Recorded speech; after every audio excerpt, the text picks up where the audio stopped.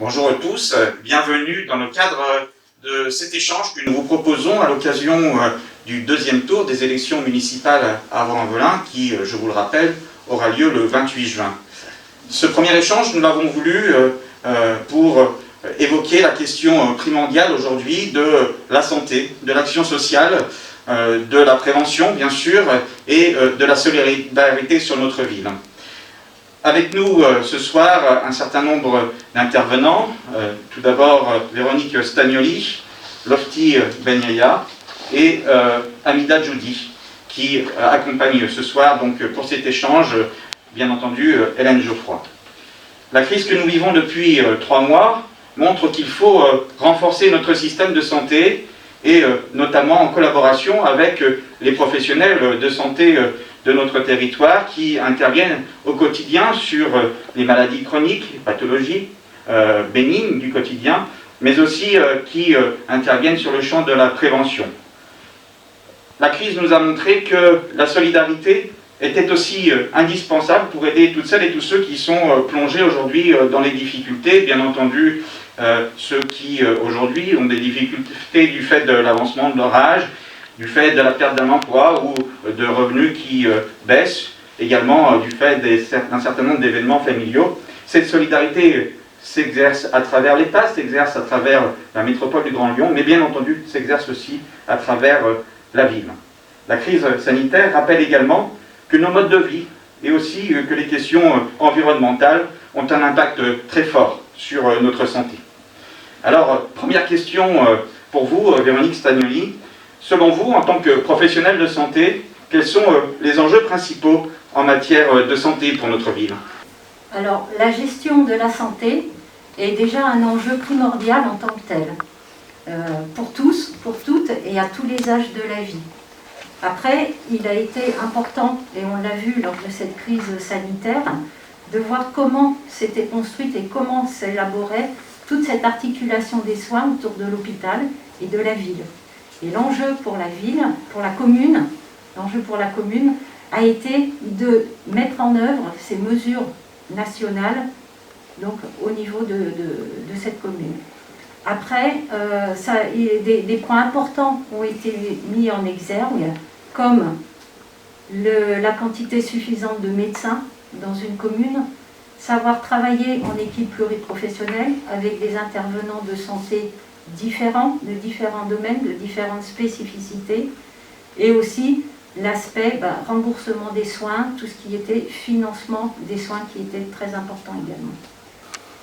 Pour poursuivre les éléments d'appréciation de réponse de Véronique Stagnoli, je dirais aussi que la ville s'est inscrite dans un contrat local de santé, en lien avec l'ensemble des partenaires que sont l'État, évidemment l'éducation nationale, mais aussi les professionnels de santé qui ont créé une association qui permet de rassembler toutes celles et ceux de la ville qui veulent travailler sur les relations entre les spécialités des différents professionnels de santé, mais aussi travailler en lien avec les habitants, parce qu'il est essentiel d'associer à l'offre de soins les besoins que peuvent avoir les habitants de notre territoire. Et ce qu'a révélé la crise du Covid, c'est l'importance d'avoir une implication, une déclinaison territoriale d'une politique de santé. Évidemment, on a la politique de santé d'un hôpital, la politique de santé de l'agence régionale de santé, et au niveau d'une commune, nous avons été très utiles sur la question de la logistique des masques, par exemple, des garanties sanitaires que l'on pouvait apporter, et l'on s'est rendu compte qu'il fallait travailler dans la cohérence la plus étroite possible. Et puis, nous avons pu apprécier des questions de précarité financière et de difficultés parfois d'accès aux soins. Et là, le travail avec les professionnels de santé a été essentiel. Depuis Benyaya, la question de la santé, elle est évidemment à connecter à la question de la prévention. Selon vous, quel est le rôle de la prévention? Quelles sont les actions possibles en matière de prévention dans les problématiques de santé? Alors du coup, le rôle de la prévention est très important. Ça permet de lutter contre le diabète, contre le cholestérol, l'obésité. Voilà. Et ce genre de prévention, il faut qu'on le mette à travers 2 axes assez importants pour moi. C'est-à-dire une pratique du sport à tout âge, pour que les enfants puissent continuer à un âge adulte à continuer leur pratique sportive. Voilà. Et un autre axe qui est aussi important, c'est ce qui concerne l'alimentation. On nous dit, on nous rabâche qu'il est très important de manger équilibré. Il faut à un certain moment aussi qu'on nous apprenne ce que c'est de manger équilibré. Donc pourquoi pas avoir une relation avec des diététiciennes. Voilà. Lotfi Benyaya, il me semble important effectivement de pouvoir agir sur le quotidien des habitants. C'est l'autre volet du contrat local de santé que j'ai eu l'occasion de négocier avec l'ensemble des partenaires que je citais précédemment. C'est essentiel parce que si l'on veut prévenir, il faut que les habitants puissent intégrer, que nous tous nous puissions intégrer des changements dans nos pratiques de vie quotidienne, des changements sportifs, des changements sur le mode d'alimentation et des changements aussi sur le mode d'approvisionnement. Et il est vrai que sur la ville, ce qui est envisagé dans notre programme en termes de développement de jardins familiaux, d'installation de producteurs et de maraîchers qui puissent vendre en circuit court leurs produits, de cantines bio pour notre restauration scolaire avec un bio encore plus développé qu'il ne l'est aujourd'hui, c'est une façon de pouvoir prévenir un certain nombre de maladies ou en tout cas de se sentir le mieux possible parce que dans ce quotidien, on a pu manger équilibré, faire une activité sportive et puis ensuite avoir accès aux soins. Amida Djoudi, on le sait, l'action sociale, les questions de solidarité sont essentielles pour répondre à la crise sanitaire que nous traversons aujourd'hui.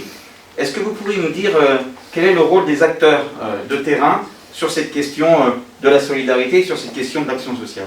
Pendant le confinement, j'étais confinée comme tout le monde, donc j'étais pas tellement sur le terrain, mais comme je l'ai vécu avant en Velin, comme tout volait, j'allais au centre commerciaux, etc.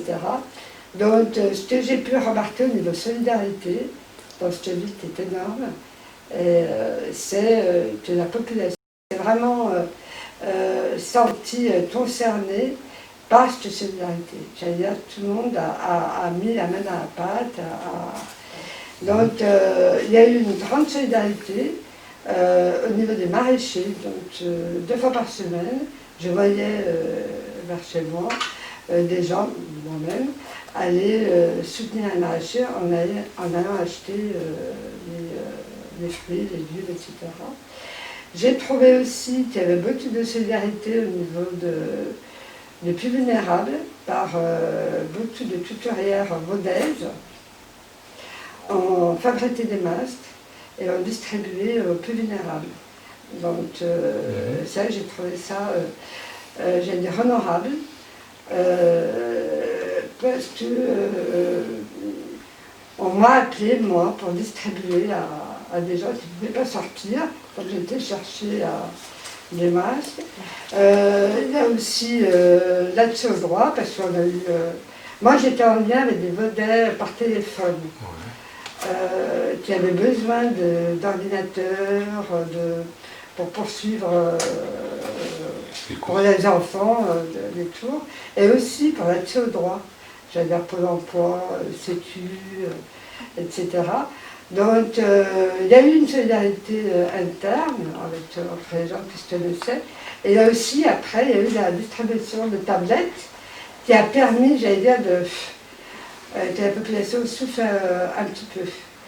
Donc, si on peut parler de solidarité, j'allais dire, j'ai trouvé que les vedettes étaient responsables, ont fait beaucoup de choses entre eux, se sont entraidés par les épiceries solidaires, etc. Donc, ce que j'ai trouvé intéressant, et les gens m'ont dit aussi, c'était qu'ils avaient des informations par Facebook, donc par la municipalité, sans me vendre. C'était assez intéressant parce qu'on pouvait aussi savoir ce qui se passait dans la ville, ce qui pouvait être donné, comme les aides alimentaires, parce que la précarité, j'allais dire, a touché aussi les personnes, les cadres moyens, les gens, j'allais dire, au SMIC, etc. Donc ça a quand même touché tout le monde. Et j'ai trouvé que Vaud a permis à certaines personnes qui n'avaient peut-être pas de droits de pouvoir être aidées aussi. J'allais dire, on n'aidera pas que les plus pauvres, mais j'allais dire, c'est tous plus ou moins appauvris, entre guillemets. Donc voilà, j'aimerais que la solidarité continue, même après le déconfinement. Voilà. Tu peux trop fort, mais trouvons ensemble les formes. Voilà ce que j'ai à dire. Pour poursuivre ce que dit Amida Djoudi, oui, ça a été quelque chose de frappant. Souvent, on regarde nos villes les plus populaires avec un œil déformé qui stigmatise.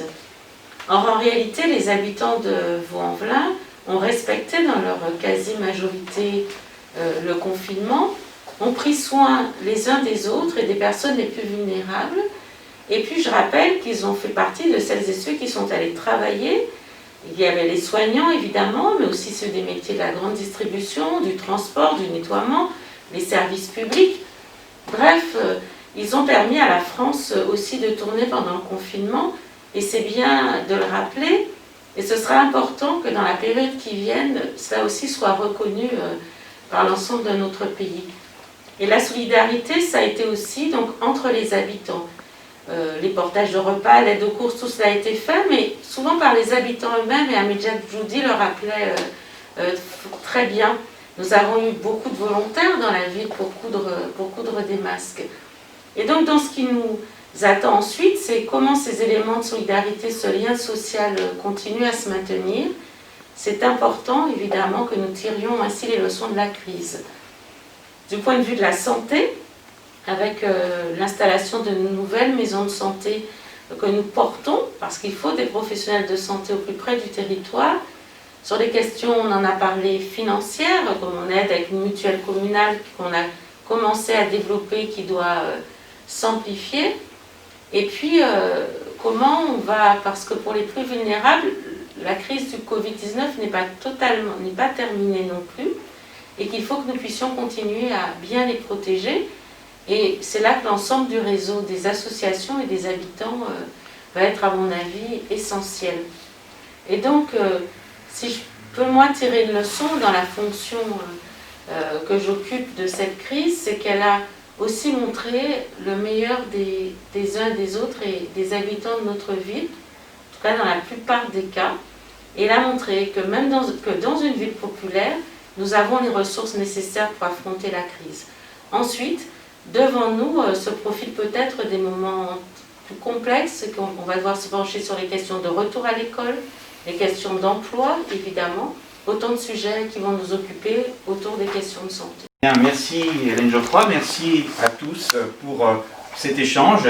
Merci à vous de nous avoir suivis et nous vous donnons rendez-vous pour une prochaine discussion. À bientôt.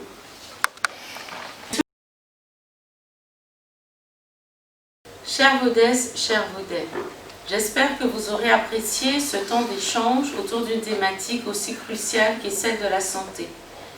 La crise sanitaire dont nous sortons peu à peu aura montré l'importance d'avoir une politique publique de santé importante évidemment au niveau national, mais aussi au niveau des territoires et des communes qui se sont retrouvés en première ligne pour accompagner les habitants, pour les aider à respecter les gestes barrières, à se protéger, mais aussi combien le lien est important entre les professionnels de santé d'un territoire et l'ensemble des services publics qui le composent. Vous aurez compris au travers des engagements que je prends avec l'ensemble de mon équipe, engagement de pouvoir développer des maisons de santé pour que les Vaudais puissent bénéficier de plusieurs spécialisations sur notre territoire.